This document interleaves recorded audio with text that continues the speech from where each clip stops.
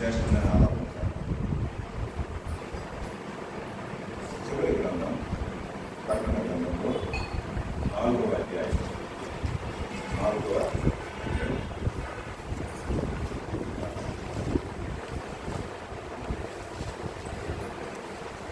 రెండవ వచనం నుండి 11వ వచనం ప్రకారం చదువుతాను. రెండవ వచనం చదివి చివరి వచనం చదివి అవసరమైన నేల ఆరాధన. 4వ అధ్యాయం 2వ వచనం. వెంటనే నేను ఆత్మవశుడనైతిని, అదిగో పరలోకమందు ఒక సింహాసనం వేయబడి ఉండెను, సింహాసనం నందు ఒకడు ఆసీనుడై ఉండెను.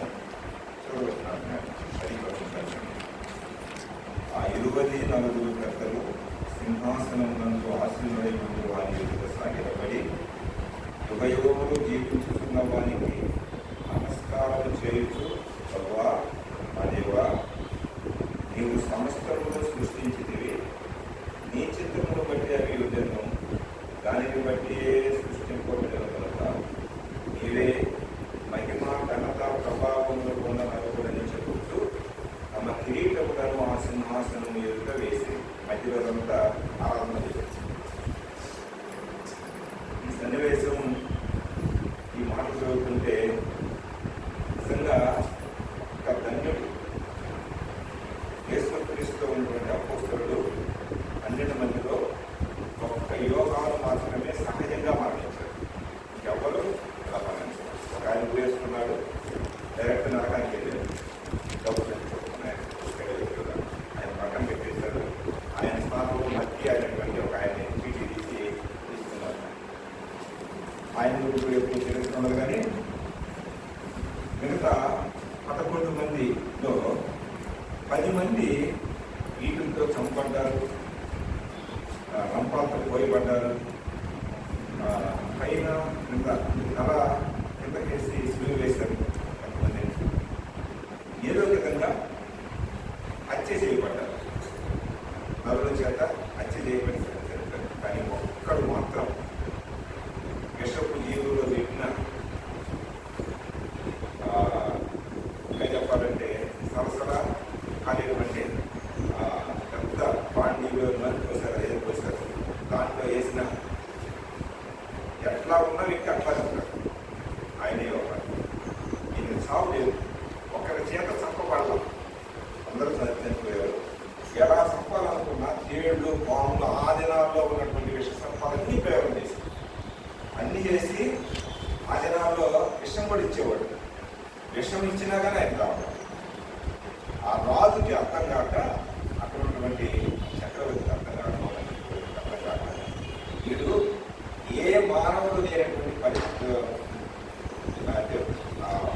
ఈ వదిలేసిందండి ఆ మాట అన్నాడు అని ఒక ఆజ్ఞ జారీ చేస్తే పద్మసు అనేటువంటి దీపం, దేవుడి చుట్టూ నీళ్ళు ఉంటాయి, మధ్యలో పోతుంది. ఆ దీపంలో వదిలేసి వచ్చారు. ఇది ఎక్కడున్నా ఎఫెసీ సంఘంలో ఉంటారు. ప్రేమ కలిగిన సంఘం అని, ప్రేమ కోల్పోయిన తర్వాత విషయం అది వేరే విషయం. ఎఫెసీ సంఘంలో ఇట్లా పరిశుద్ధులతో కలిసి ఆరాధన చేస్తుంటారు. ఆయన ఆ సంఘంలో ఒక కాపరి, ఆ సంఘంలో ఒక పెద్ద, ఆ సంఘంలో ఒక అపోస్తలుడు. అక్కడ ఉండాల్సినటువంటి ఆయనకు చాలా జాగ్రత్త. మొదలైతే మొత్తం చేయాలి. ఆదివారం వచ్చింది, అర్థం కాల. పద్మసు దీపంలో వదిలేశారు. వదిలేసి వాళ్ళు వచ్చేసరికి అక్కడ ఎవరు లేరు. అక్కడ ఏమున్నాయో, జంతువులు ఉన్నాయో లేవో నాకు తెలియదు, చెట్లు ఉన్నాయో లేవో నాకు తెలియదు. ఒక్కడ మాత్రం ఒంటరిగా ఉన్నాడు. ఇంకెవరు ఉంటానుకోండి, రాదు. ఒక్కడే ఉన్నాడు. ఉదయం సాయంత్రం అలా అవుతా ఉంటే, ఆ ఉదయం సాయంత్రం అవగానే ఒక రోజు అని గుర్తు పెట్టుకున్నాడు. అలా అవుతా ఉంటే ఆదివారం ఆదివారమున ఇక ఏడుస్తున్నాడు. ఏం చేయాలా? సహవాసం లేదు, రొట్టె ఇచ్చేవాళ్ళు లేరు, పాత్ర లేకపోతే రసపాత్ర అంటారు కదా, పాత్ర ఇచ్చేవాళ్ళు లేరు, అలకరించేవాళ్ళు లేరు. ఎలా ఆరాధన ఏం చేయాలా? ఎట్లా ఉండాలి? మనమైతే తప్పించుకోవడానికి మాత్రం కొంచెం ఏదో వచ్చినాక తప్పించుకొని ఎన్నో సాకులు చెప్పి ఆరాధన కానీ ఆత్మవశులైనటువంటి ఆయన ఆలోచన చేస్తున్నాడు. చాలా జాగ్రత్తగా అంటే శరీరం ఖర్చుకొచ్చే ఆత్మ వెళ్ళిపోయింది బయట. ఆత్మ బయటకు వెళ్తే శరీరము ఆత్మ రెండు వెళ్ళిపోతే సాగుతాం కదా మనం. అలా వెళ్ళిపోయి ఒంటరిగా ఉన్నాడు, పడిపోయాడు. ఇక లేదు, ఏం అర్థం కావట్లా, ఏం అర్థం కావట్లా. పరలోకానికి వెళ్ళిపోయాడు. చాలా జాగ్రత్తగా పరలోకానికి. శరీరం ఇక్కడే ఉంది, శరీరం అక్కడే పడి ఉంది, ఆరాధన చేయాలి. భూలోకంలో లేదు. పరలోకానికి వెళ్ళాడు, ఆత్మ రూపుగా అక్కడ ఉన్నాడు.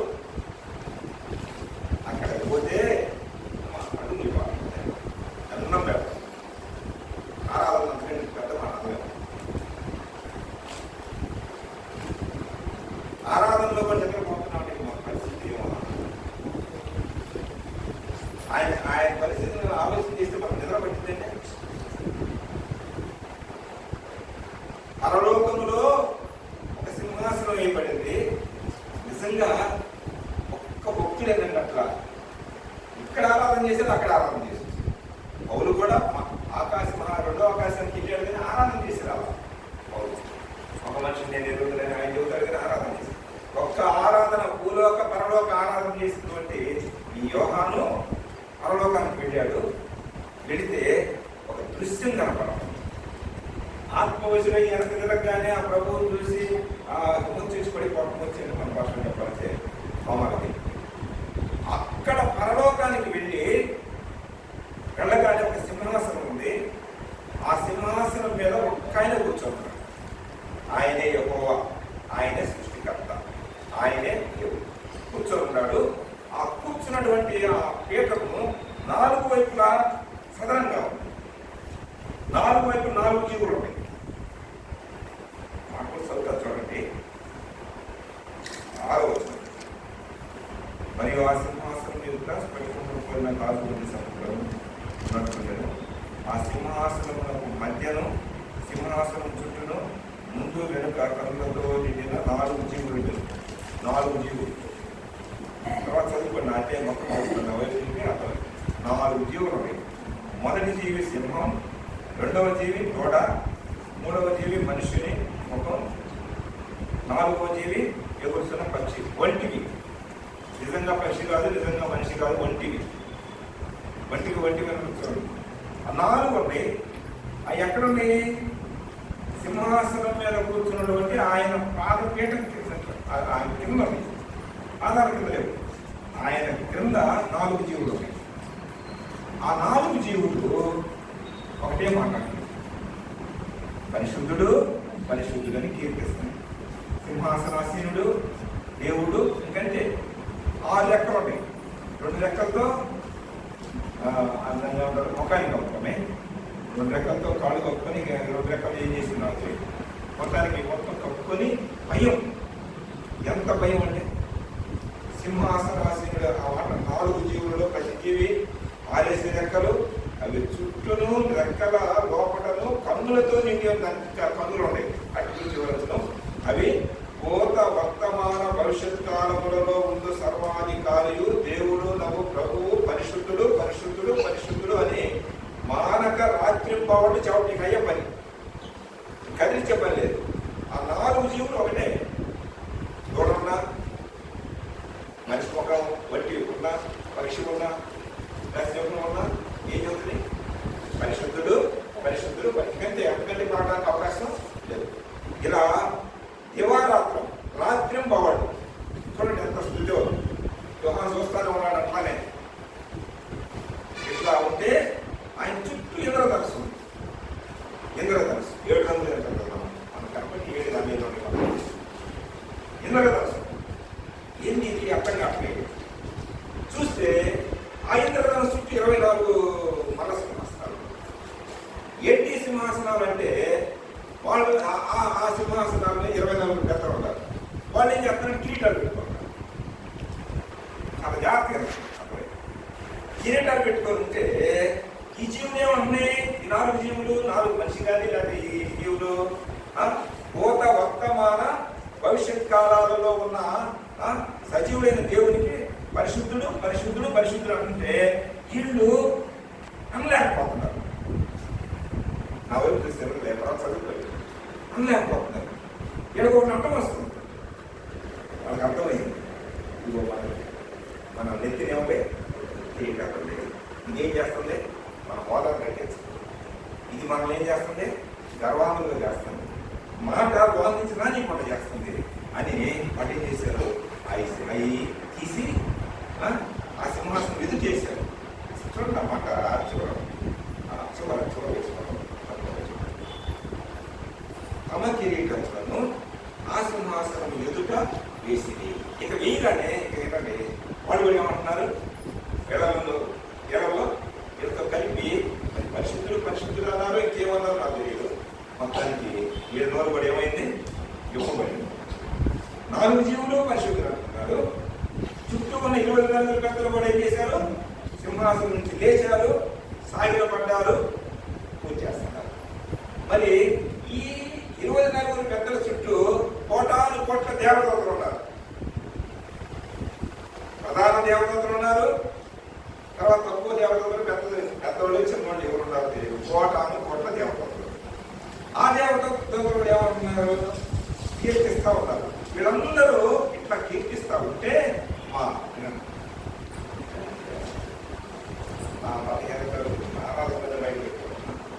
ఎవరు కళ్ళు మొత్తారో అంటే పోయింది మనసులో. మరొకసారి చూడండి, ఒకసారి మనం భగవంతుడు పోయినట్టుగా అనిపించింది. భగవంతుడు అలా వెళితే ఈయన ఎక్కడున్నాను అర్థం కావట్లేదు. చూస్తున్నాడు సన్నివేశాన్ని.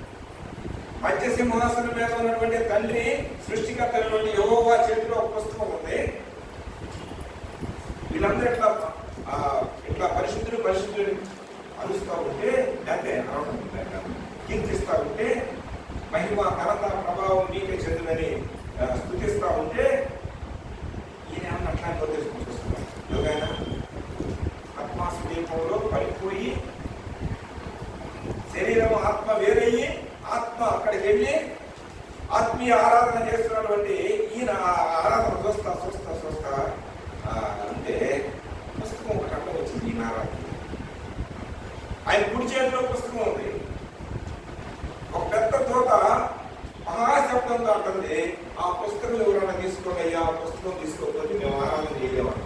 ఆ తోటలో పైన తోట ఈ జీవులు మాట్లాడుతున్నాయి. 24 పెద్దలు సాగిలు పడ్డారు. కోటాను కోట దేవతల్లో మహాదేవత 5వ అధ్యాయం ఉందమ్మా. అయ్యా అయ్యా ఇదిగో తీసుకోండి. ఇదిలో ఒప్పుకున్నారు, మాట పడిపోయింది. ఎవరు? మధ్య సింహాసనం మీద ఉన్నటువంటి తండ్రి, అదే యెహోవా దేవుడు చుట్టూ ఉన్నటువంటి 4 జీవులు నోరుపడిపోయి. అంటే తీసుకోవడానికి ధైర్యం లేదు. ఇంద్రదేవ సత్తానే ఉంటాయి. ఇంద్రదేవ చుట్టూ 24 పెద్ద సాగిరపడి వాళ్ళు ఏమి మాట్లాడతారు. దోతల్లో ఎవరు వాళ్ళే భయపడుతున్నారు. ఆ మహాదోత పెద్దగా రాసింది, మహాశబ్దం చేసింది. అప్పుడు యోహాను చూస్తా అమ్మా, యోహాను అక్కడున్నాడు. ఆత్మ ఏంటిదని ఈనాడు మొదలుపెట్టాడు.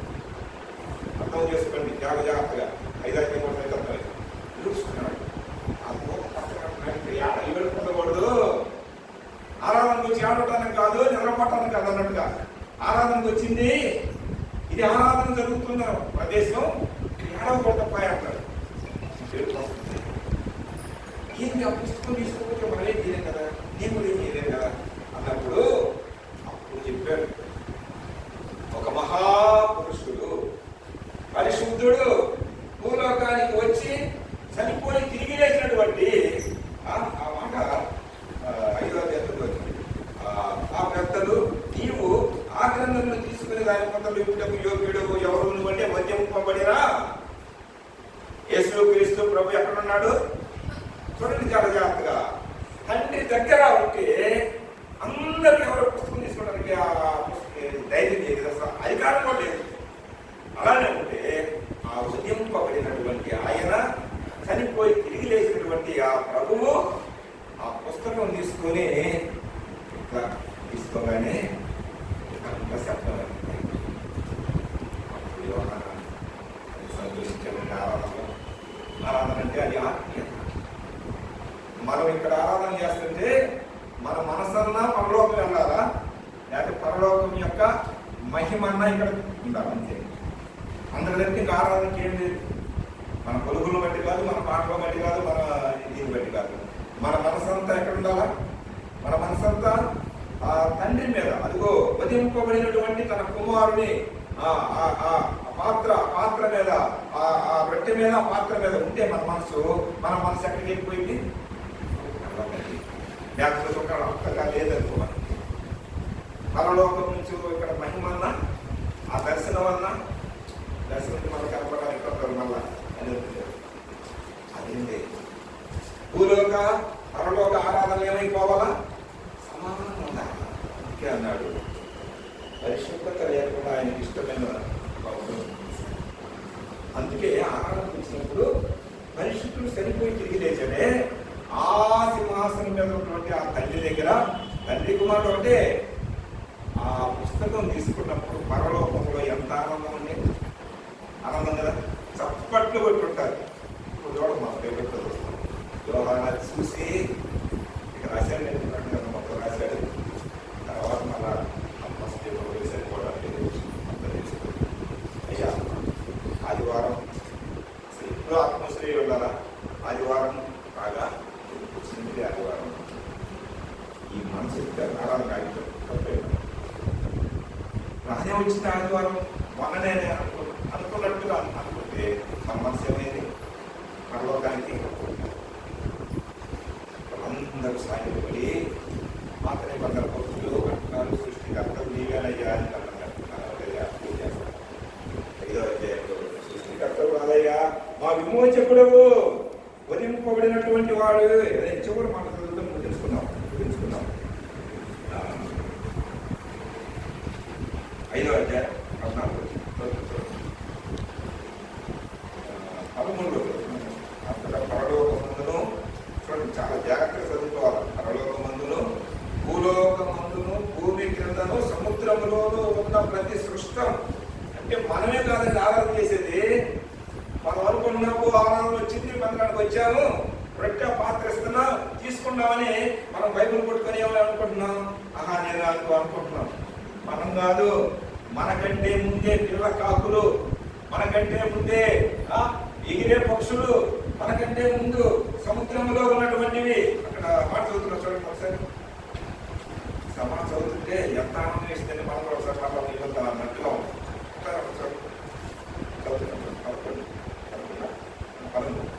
అంతటా పరలోకమందును, భూలోకమందును, భూమి క్రిందను, సముద్రములోనూ ఉన్న ప్రతి సృష్టము అనగా వాటన్నిటిలోనున్న సర్వమును, అంటే అన్ని ప్రతి జీవి కూడా. అంటే మన కాలు కింద పడితే మనం వచ్చినప్పుడు అది కూడా అది కింద పడవా, బండి కింద పడవా, కొన్ని స్వస్థాన్ని తెప్పించుకొని వస్తుంది. అది కూడా దేవుని చూడండి. ప్రతి సృష్టము అనగా వాటిలో ఉన్న సర్వమును సింహాసనాసీనుడై ఉన్న వానికి. సింహాసనాసీనుడు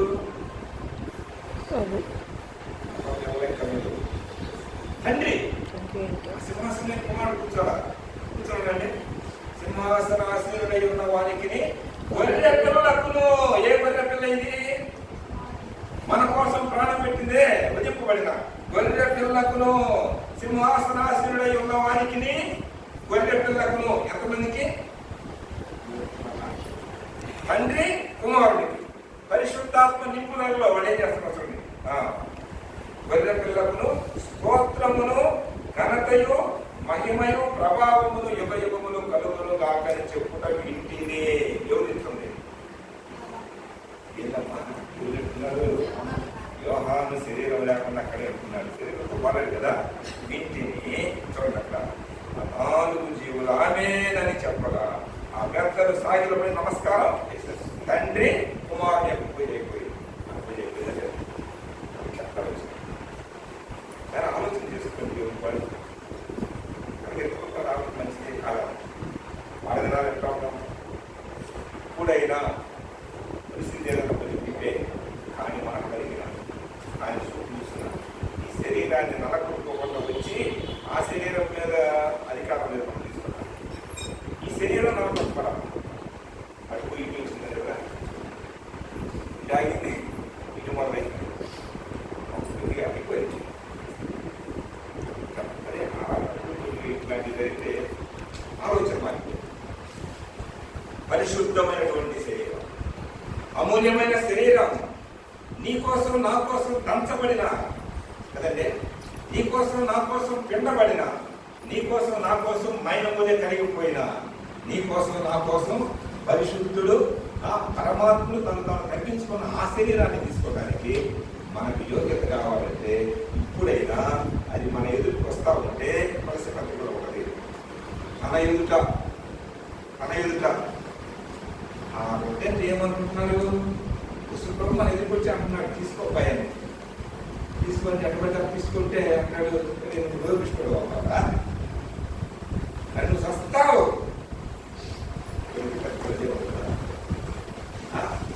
అదే అదే తీసుకెళ్ళాలి మన ఎదుట అనుకుంటే మహిమగలిగిందిగా కదండి. పరిశుద్ధంగా కూడా అయిపోతున్నాడు. మనం కూడా పరిశుద్ధులుగా ఉండేటువంటి తలంపుల ఆలోచనలో ఉంటే అప్పుడే చేసుకోవచ్చు. కాబట్టి ఆయన ఆశీర్వదిస్తాడు, మనం స్వతం తీస్తాం. ఆశీర్వదించబడినటువంటి అభివృద్ధి మన దగ్గర వస్తుంటే ఆశీర్వచనం మాత్రం తీసుకొని ఆశీర్వాదాలు పొందుకొని వెళ్ళాలి. అట్లా కాకుండా మనలో లోపాలు ఆయన కూడా చెప్పకుండా ఇక్కడ ఎవరు చెప్పిన పని లేదు. ఇప్పుడు ఎవరు చెబుతారు, చెప్పినా ఈయన కూడా వచ్చినా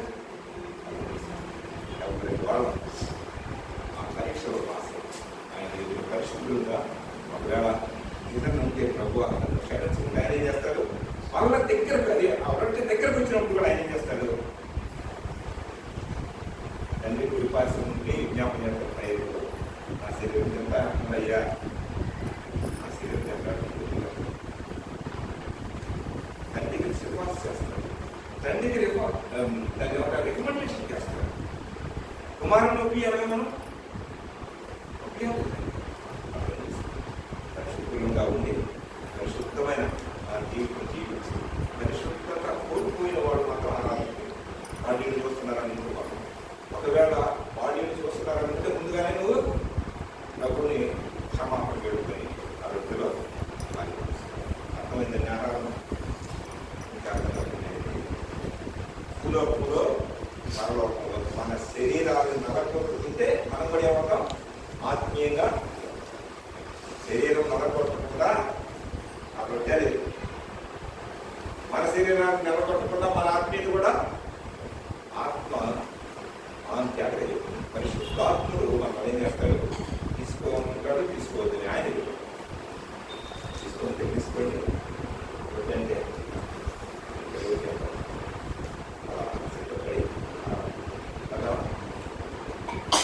పరలోక ఆనందం ఎట్లుండాలి చెప్పండి. ఏ విధంగా ప్రభువు కోరిన ఆరాధన, ప్రభువు తెచ్చిన ఆయన తెచ్చుకోవాలి, మనుషులు కాదు కదా తెచ్చినటువంటి మనం కూడా ఒకసారి పరలోకంలో రావచ్చు. చదవండి 20 పుస్తకాలు.